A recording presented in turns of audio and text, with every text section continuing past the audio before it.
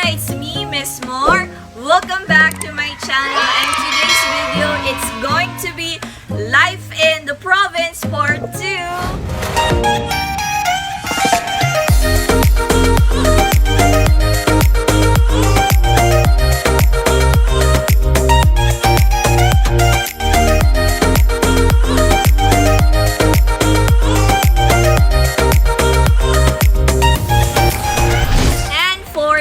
I'm about to do two things which I and my siblings used to do when we were younger. But this time, I'm going to do it all by myself. All by myself. Kasi may kanya-kanya na silang buhay. And ang mangyayari, maliligo dahil hindi pa po ako naliligo. At mag-igib po tayo ng tubig sa Tabay. So sa mga kamorkada nating hindi pa nakakaalam, Tabay is actually the Bisaya term for a place where everyone can fetch water and take a bath. Wow! So yun. And later, ipapakita ko po sa inyo, magbablog po ako papunta ron kasi it's actually a very long walk.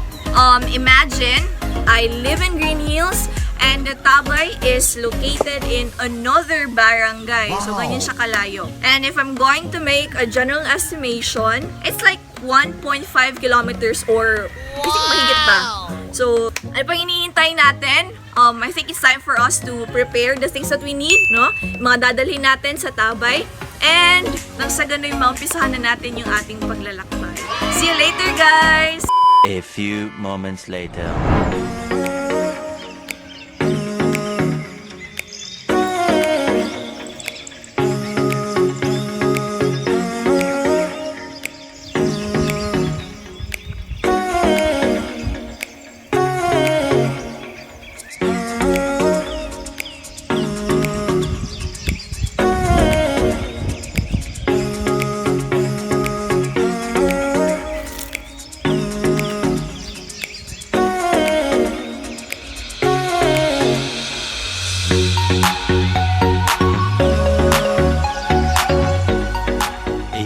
Minutes later.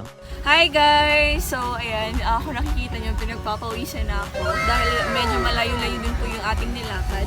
And right now, malapit na tayo sa lugar kung saan tayo maliligo at mag-iigib ng tubig. Yehey! And sasabihin ko lang po sa inyo, yung daanan na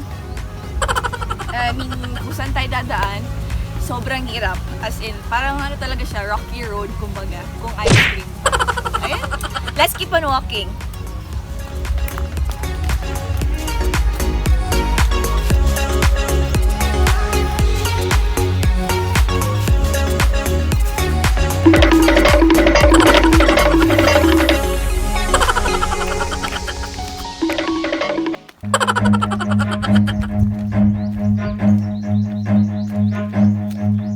Run.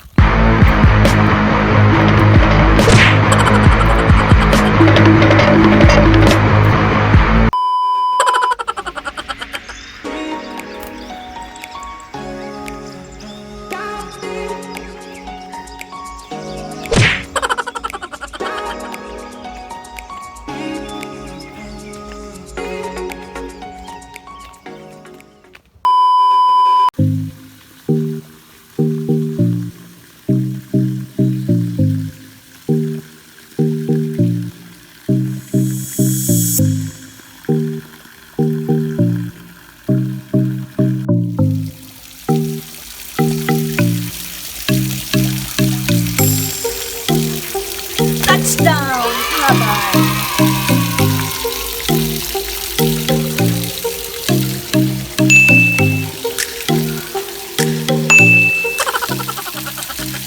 So, ito yung sinasabi ko, guys. Like, unlimited tubig.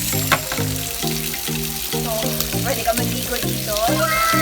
Pwede doon. Saka pwede rin dito.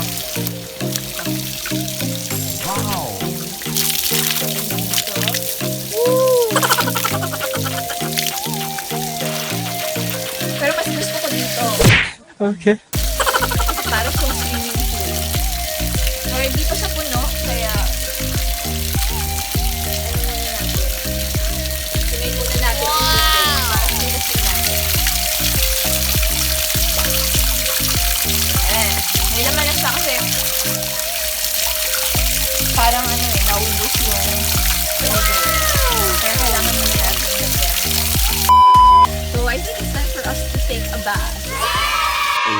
minutes later.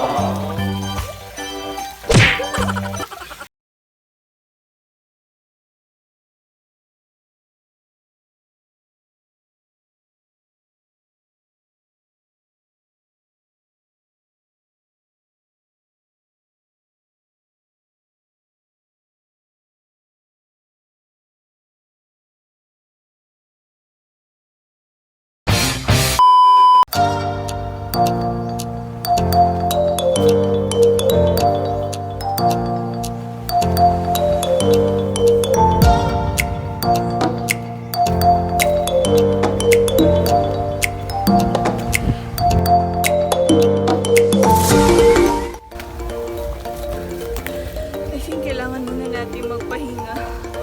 Kasi nangangalay na po yung tubig ko. So, pahinga muna tayo. Saglit lang. I think kaya ko yan.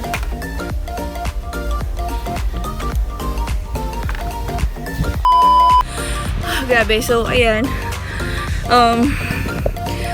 Malapit na tayo sa kalsada. And pahinga muna tayo kasi parang mauubos na yung hininga ko. And dahil matagal-tagal na rin ako na hindi nakakabalik dito, parang yung tuhod ko hindi nasanay. Kasi dati, lalo-lalo na nung mga bata pa kami ng mga kapatid ko, kasama namin si Lolo, kaya minsan si Mama. So, nilalakad lang talaga namin mula sa bahay hanggang dito. And wala kaming complain kasi wala, nasanay na kami. And ngayon, naginawa ko siya ulit. Sabi, para akong mamamatay. Joke lang. So, ayan. Dati kasi hindi ako nagdadala ng balde. Ang dala ko lang, ang bitbit ko lang, 2 galon. And ngayon, wala na kaming galon. So, kailangan ko magdala ng balde. So, tara. Para matapos na yung kapaguran nating ito, umuwi na tayo at maglakad na naman tayo.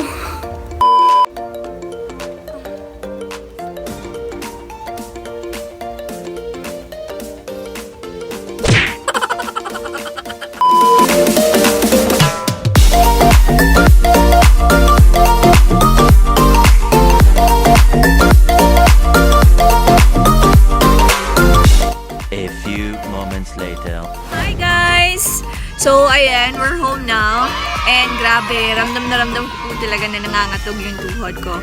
Well, anyway, thank you so much for watching this video. I hope to see you in my next videos. As again, I will still be showing you live here in the province. So don't forget to like, share, and subscribe. And also click the notification bell for you to be notified the next time I upload a new video. This has been MissMore, reminding everyone that life is short, kaya always make sure to live life and love life. Bye everyone! See you on my next vlog!